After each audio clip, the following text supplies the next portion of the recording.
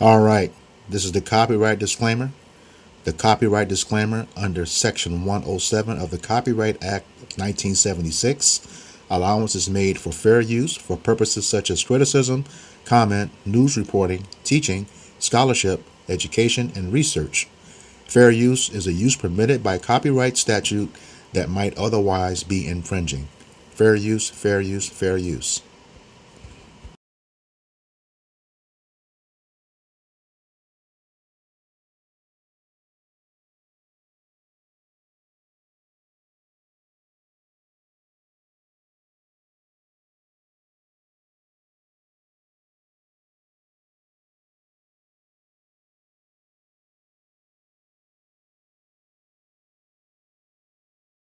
They Were Her Property by Stephanie Jones Rogers. White women slave owners in the American South. You don't hear much about this, right? Because many people who pretend to be our allies are often the same people, the exact same people who profited off of our enslavement.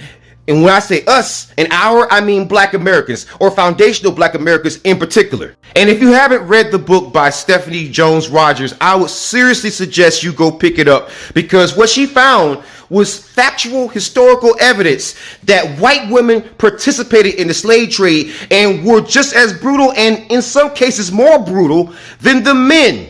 And she even points out that Black Americans were given as gifts, like puppies, to little white children as young as 9 months old.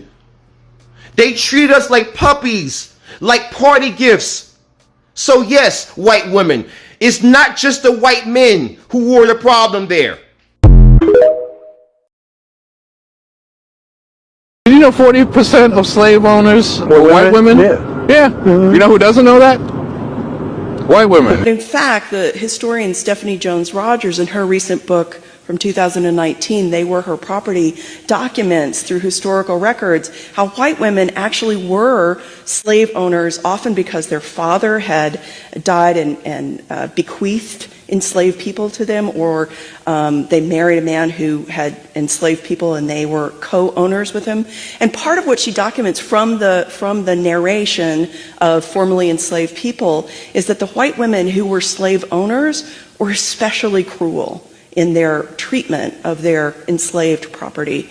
And part of the reason that she speculates this is that there was a kind of desire to prove their worth, right, as a worthy slave owner. Less than 2% of white Americans own slaves. White women shock us, because we're assuming that their oppression as women, their gender oppression, will allow for them to kind of set aside the benefits of white supremacy and white privilege and embrace alliances across the color line. And when we don't see that happening, it's really perplexing. But I think this book really shows us and tells us why that might not happen when we expect it. Click the link in the bio to get the book. They Were Her Property, narrated by Black Kingdom. Full video coming soon. Period. White men with whips, white men on plantations, white men in power. That story is familiar, it's comfortable, and it is incomplete, because America itself is a crime scene built on human trafficking. Millions of black bodies bought, sold, bred, and broken to construct a nation that still calls itself free. And when we talk about that crime scene, we keep our eyes fixed in one direction. We point to the men. But a crime of this scale doesn't survive on muscle alone. It survives on accounting, on deeds, on household ledgers, on cultivated silence. It survives because entire groups are allowed to remain in obscurity. Today, that ends, because it is time to push white women out of the shadows of mythology and into the grim record of America's greatest sins, not as spectators, not as powerless figures trapped by history, but as owners, managers, and enforcers of human bondage. This is not about shock, it's about truth, and truth does not flinch. For generations, America wrapped white women in the costume of innocence, the Southern belle, delicate, moral, harmless. That image wasn't history, it was cover, because the records tell a different story. White women bought enslaved people, they sold them, they inherited them like land or furniture. In many southern states, a third, sometimes nearly half, of slave transactions listed women as buyers or sellers. For countless white women, enslaved black people were the largest source of wealth they ever controlled. Slavery wasn't happening around them. It was happening through them. Take Maria Epps, wife of a Mississippi planter. Enslaved people remembered her clearly. She ordered punishments. She controlled labor. She disciplined enslaved women herself. Her authority rested on one truth she made clear again and again. I own you. Ownership is not abstract. Ownership is power enforced by violence. Maria Epps was not rare, she was typical. Then there was Martha Gibbs. Not famous, not dramatic. She appears in probate records as an ordinary slaveholder. Ordinary. She represents the thousands who ran households where black people labored every day under female supervision. They decided who worked, who ate, who was punished. Would one day be under the authority of the very mistresses who hated the sight of them. The humiliation festered into cruelty, and when the masters were away, sometimes for weeks or months, the loneliness and resentment turned into something darker. Some mistresses sought revenge, not on their husbands, but on the enslaved men and boys who had no power to refuse them. While far less common than the predatory acts of white masters, these relationships did happen, and when they did, they were almost always acts of coercion, a power play in which refusal wasn't an option. Captain Richard Hinton recorded cases of mistresses forcing enslaved men into sexual submission, and Harriet Jacobs hinted at the same in her testimony. These women understood the position they held, that they had over the enslaved the same total control their own fathers once had over them. That made it frighteningly easy for them to single out the most vulnerable, the most powerless, the most brutalized, and take what they wanted. In the public eye, they were the symbols of Christian virtue, the glue that held the household together, guardians of morality. But behind closed doors, some shattered every value they pretended to uphold. The plantation was a place where every human relationship, even the most intimate, was poisoned by the rot of slavery. And the white mistress, so often painted as a victim in popular memory, was sometimes one of its most calculating predators. Adultery in the 1800s was dangerous, especially for women. A wife caught in an affair could be ruined, shunned, or even punished by law. And yet, white women in the South were celebrated as perfect examples of morality and purity, the angels of the home. At least, that's the image society wanted to believe. Step onto a Southern plantation, however, and that image shatters instantly. The truth was uglier, dirtier, and far more disturbing than polite history admits. To truly understand the filth at the core of slavery, you'd have to put yourself in the skin of an enslaved black person. Only then would you see past the lies, and into a world where the souls of the so-called civilized seemed to have rotted away. White women of high social rank preached about chastity, claiming they were morally superior to black women. But in secret, some of these same women pursued sexual relationships with enslaved black men. They justified it by clinging to ideas of their own superiority, and by venting their personal frustrations on people they could control. Sometimes these encounters led to pregnancies. When that happened, everything had to be hidden to avoid scandal. We've all heard the grim truth about white masters raping enslaved black women, but what about the mistresses, the respectable plantation wives, who forced themselves on enslaved black men? In this episode, we're pulling back the curtain on the bizarre, shocking, and hidden intimate lives of white mistresses on the plantation. Life for these women was a twisted mix of privilege and bitterness. In the social hierarchy of the plantation, they were second only to their husbands. And with that power came control over the lives of the enslaved. They ordered the work, dealt out punishments, and sometimes took sadistic pleasure in using their authority to humiliate others. A female slave could be flogged for the smallest offense, a dropped plate, a look that was taken as disrespect. Others were punished by being forced to stand in the blistering southern sun for hours, skin burning, body weakening, with no water, no mercy. Every part of plantation life was designed to strip away humanity, to crush the spirit. The former slave Harriet Jacobs, in her searing memoir Incidents in the Life of a Slave Girl, described growing up in a world drenched in sexual danger and fear, a place where slave girls were stalked by the desires of white men and watched with suspicion and jealousy by white women. These mistresses were trapped in their own way, married off at 15 or 16, expected to be dutiful, smiling, obedient wives, but their cages were lined with gold. They might have been bound by social rules, but they were still powerful over the enslaved, and many of them knew exactly how to use that power. Their husbands' constant affairs with enslaved women produced children who were enslaved themselves, some of whom would one day be under the authority of the very mistresses who hated the sight of them.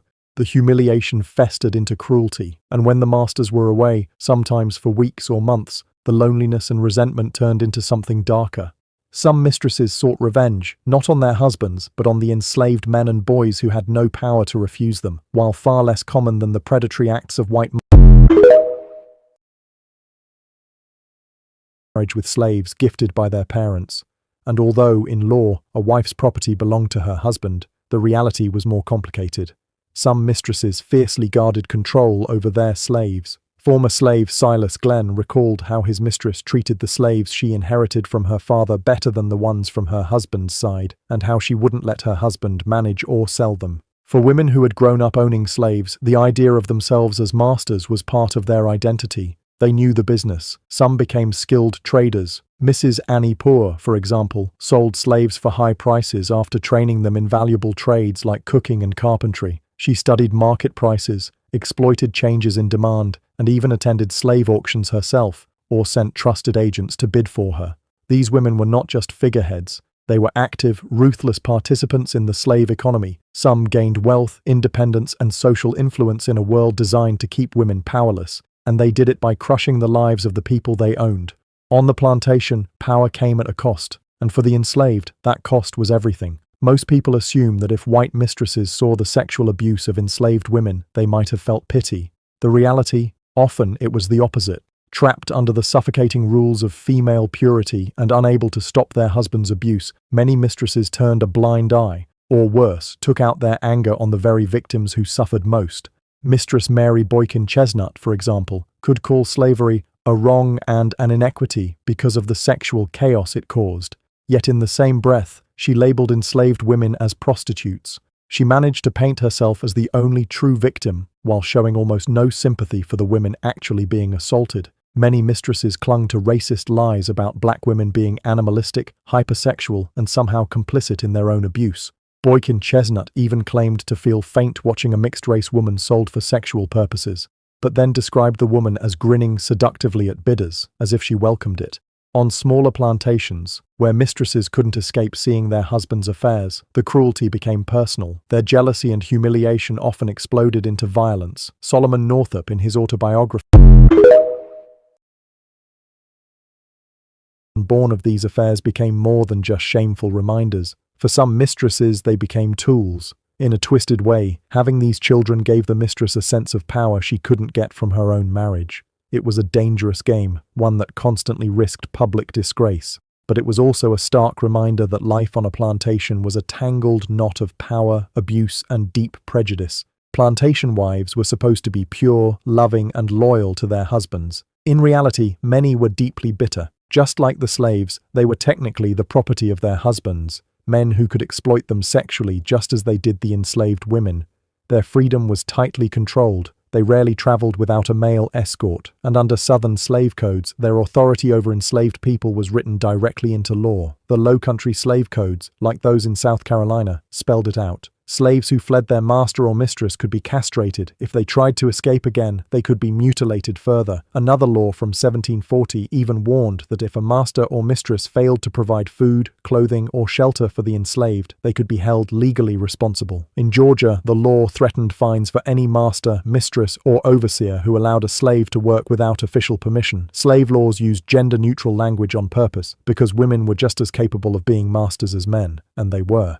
Because colonial life was dangerous and unstable, many male heads of households died young, leaving widows in charge. Some of these women gained huge economic power through slave ownership. They didn't just inherit slaves. They bought, sold, rented out, and even willed them to others. This gave them financial influence and social standing that few women had, but they knew the system was stacked against them. The Southern patriarchy hated the idea of women having independence. So to protect their position, these women fiercely upheld the very racist system that gave them power in the first place. Single women with slaves clung to their authority.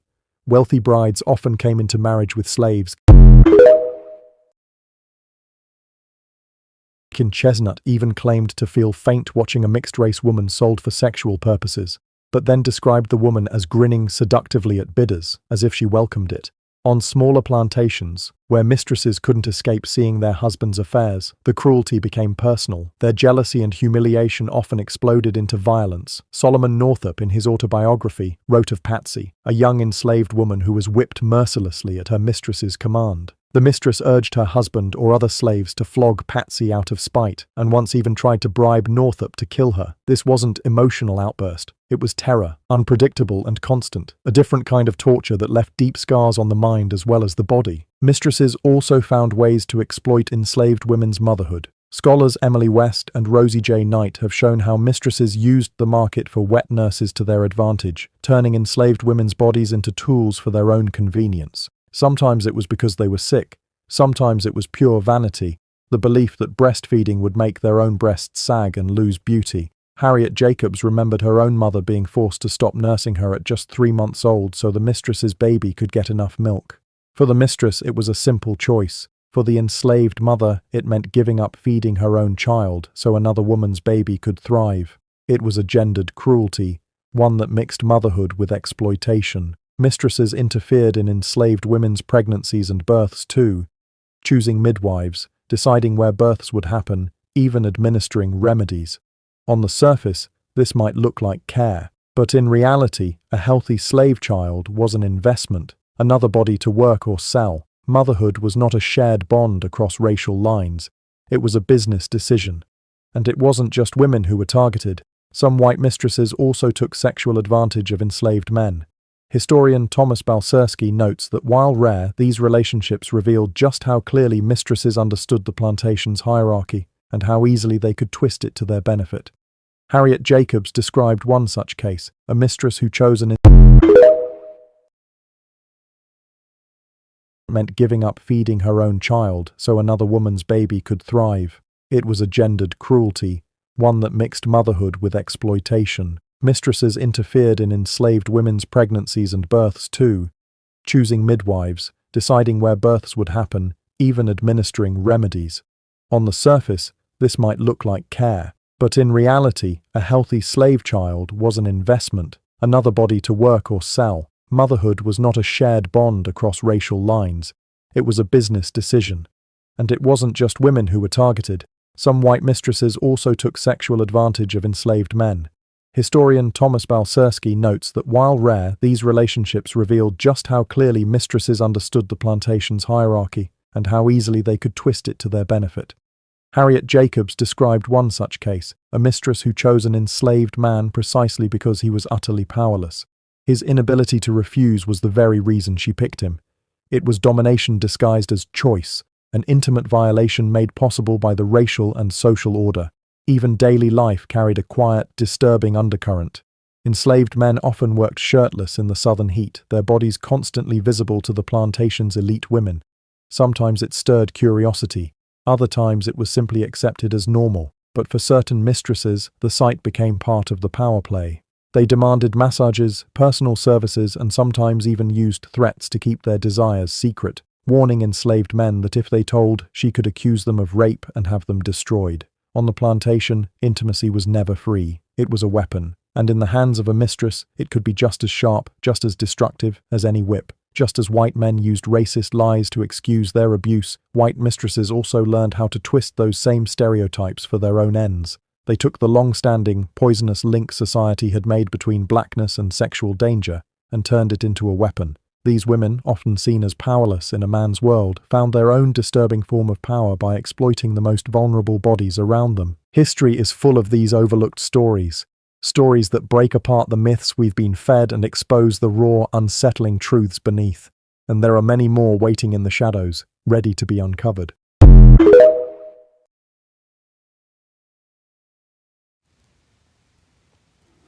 This is the book of Obadiah, chapter 1, verse 10, and it reads, For thy violence against thy brother Jacob, shame shall cover thee, and thou shalt be cut off forever. Giving all praises, glory, and honor to Yahweh, Bahashem, Yahweh Shai, Bahashem, Raha HaKakwadash. Double honor to the apostles and elders of Great Millstone who rule well in teaching me this 100% truth. Salutations to them and my fellow Akim who labor in this truth week in and week out on the highways and byways. Also salutations to the hopeful elect of the scattered 12 tribes of Israel, scattered to the four corners of the earth, that be like unto the speckled bird, also known as your Israelite foreigners, and your so-called Negroes, Latinos, and Native Americans. To you, I say Shalom. This is your brother Ayashar Barzal, coming back at you with another lesson that is edifying to the elect body of the nation of Israel. And this is another installment of our camp series, For Thy Violence Against Thy Brother Jacob. This one will be a little different. No article this time. There was a stitch of several videos that just prove, that Esau, the so-called white man, was not alone in his treachery against Jacob. That so-called white woman, the Edomite woman, the red Hebrew Edomite men and women, that woman had a lot to do with the demise of Jake. She destroyed a lot of communities, but the focus here is on the what they did in slavery, and that book that's out. They were her property. They were 40% of the slave owners. 40%, and had a whole lot to do with the demise of Jake. Casual Killing Act, which is kind of what the police forces run off of today. They legally have the right to destroy Jake, kill Jake, through the course of correction. Go figure. But it says, for thy violence against thy brother Jacob, shame shall cover thee, and thou shalt be cut off forever. So all of your history is being revealed. Okay, all of it. We're only, I think this is video number 215. You'll know by the time I post it. But 215, and there's a lot more to cover. We really haven't scratched the surface, and these are the things that we know that were written about. But that Edomite woman, so-called white woman, had a huge role in the slave trade. They kind of show you that in I think the movie Mandingo, where white women were actually part of the auctions. Okay, slave auctions. So the thing is, right along with her man, she will be held accountable for her actions as well, for the violence against Jacob. And like the scripture said, they're going to be cut off forever, That's in the 18th verse of the same book, There should be no more remaining of the house of Esau. All right? And that demise is going to come at the hands. Let me go ahead and read it.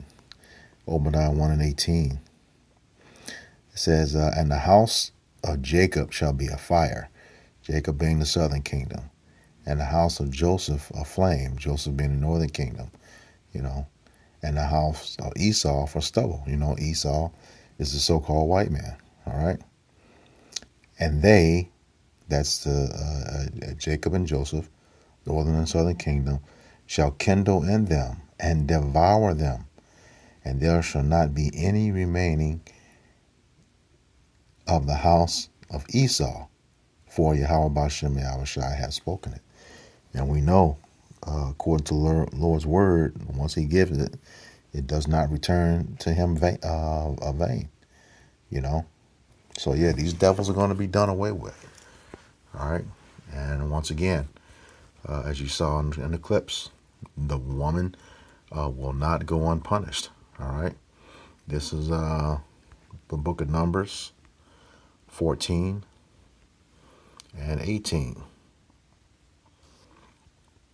And it reads, the Lord is long-suffering and of great mercy, forgiving iniquity and transgression, and by no means clearing the guilty, visiting the iniquity of the fathers upon the children until the third and fourth generation. Okay? This says the guilty, will not be cleared from what they've done. None whatsoever. Just like the men are going to have to pay, you wicked Edomite women are going to have to pay too. You're going to be destroyed right along with the man, like I said in Obadiah 1 and 18. All right? But that's after you fulfill your servitude for 1,000 years. Okay? And you will do that. Thus saith the scriptures. Twice as long as twice as hard. That's in Revelation chapter 18, verses 5 and 6. All right?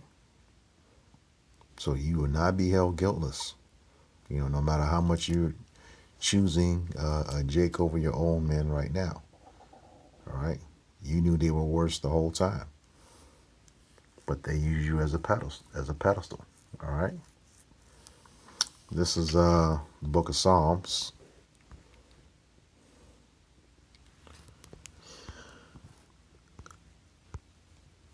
Chapter 109. I'm going to start at verses 1 and 2 just to give you context, and then jump down to verse 12, okay? It's just talking about Esau, Edom, who is the wicked, according to Malachi 1 and 4. Psalms 109, verse 1, and it reads, to the chief musician, a psalm of David, hold not thy peace, O power of my praise. Verse 2, for the mouth of the wicked and the mouth of the deceitful are open against me. Okay, who's that talking about? Esau, Edom, the so-called white man. He is the wicked. All right, according to Malachi 1 and 4. All right, and the mouth of the deceitful, that's him as well too. You know, the Lord said the deceived and the deceiver are his. All right, the deceived is Jacob. The deceiver is Esau. Okay. I'll start again at verse 2. For the mouth of the wicked and the mouth of the deceitful are open against me. They have spoken against me with a lying tongue. And that's what you do. You know, like that video said, you know, if that so-called white woman didn't get her way, you know, and it looked like she was going to be embarrassed, she would lie on the slave, you know, getting whipped and or killed. All right. Jumping down to verse 12 through 16. Straight to the point. All right. And it says, let there be none to extend mercy unto him, neither let there be any to favor his fatherless children. That's talking about Esau, Edom. No one extending mercy unto you. Okay? No one. Like the also says in Obadiah, you know, that the Lord has made you small amongst the heathen. Thou art to be greatly despised. All right? And that's where you are right now. Nobody in the world likes the so-called white man, but the so-called white man. All right? And he knows, you know. And Amalek, you people over in the Holy Land right now, you know, you're of the same nation, nation of Edom. You're the tribe of Amalek, point blank period. All right? It says verse 13, Psalms 109, verse 13. It says, let his posterity be cut off. And that word posterity means from the progenitor of a nation to the furthest descendant of a generation. Okay? So, and he says, let it be cut off. That means to be no longer existent. All right? It says, and in the generation following, let their name be blotted out. So yeah, you're going to be removed from history, just as you have been trying to remove Jake as of late. Removed from history, totally altogether. Nothing around you is going to exist. Okay? Nothing that you establish is going to exist anymore. All right? It says in verse 14, let the iniquity of his fathers be remembered with Yahweh Bashem Yahushai, and let not the sin of his mother be blotted out. All right? So like I said in Numbers 14, you so-called white women, you got to pay for those sins too that your foremothers committed, if that's what you want to call them. Okay? You have to pay too. All right. Verse 15. Let them be before Yahweh Bashem Yahushai continually, that he may cut off the memory of them from the earth. Do you understand what that means? Cut the memory of you all from the earth. You will no longer be remembered. Okay? Your wickedness will be gone along with you. All right? And why is that? It says, because thou hast remembered not to show mercy, but persecuted the poor and needy man, that he might even slay the broken. All right? The poor, the persecuted, and the needy man are all the Israelites. Slakia. Okay? That's what it's telling you. Okay? You're gonna be cut off because of that. And you want to slay the broken in heart. That word heart meaning the mind. La'ab, Hebrew word la'ab, meaning the mind. Okay? You didn't show any mercy. So now you have to pay. All right? Just like we did. But in righteousness. All right? Verse 17. As he loved cursing, so let it come unto him. As he delighted not in blessing, so let it be far from him. All right? So yeah, that blessing, you turned it down in Genesis 25. You sold it. Okay? That's it. There's no more. You know, that was proven in Genesis 27, where you begged Isaac for a blessing. You know, you got it, but it's not like the one that Jacob has, which is what you're trying to get now. All right? The everlasting kingdom, and it's not going to happen. All right? So yeah, you are going to be taken out and not to rise again. All right? So let's get that in Isaiah chapter 14.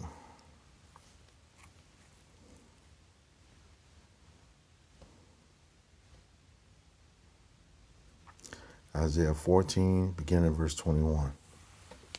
And it reads, prepare slaughter for his children, for the iniquity of their fathers. That's exactly, or pretty much almost verbatim what I read to you in Numbers 14 and 18. All right? It says that they do not possess, that they do not rise, nor possess the land, nor fill the face of the world with cities. So when you go down, this is it this time. No more rising up. No more building any more buildings. Okay? None of that. Going into slavery. All right? Verse 22. And it reads, for I will rise up against them, saith Yahweh Bashem Yahushai of hosts, and cut off from Babylon the name and the remnant and the son and and the son and nephew, saith Yahweh Bashem Yahushai. I'll read that again. Isaiah 14 and 22. For I will rise up against them, saith Yahweh Bashem Yahushai of hosts, and cut off from Babylon the name, the remnant, and son, and nephew, saith the Lord. Okay? So that's the whole seed line. The whole, entire seed line. You know? You're through, Esau, Edom. All right, for everything that you've done to Jake. Everything. You know, it will be brought into remembrance. All right, so with that, I hope this lesson was edifying to the elect body of the nation of Israel. Once again, I'm going to give all praises, glory, and honor to Yahweh, Bahashem, Yahushai, Bahashem, Raha Kakodash. Double honor to the apostles and elders of Great Millstone who rule well in teaching me this 100% truth. Salutations to them and my fellow Akim who labor in this truth week in and week out on highways and byways. All right. Shalom. Kwam Yasharallah. Abba Ball. we got next. All right, shalom.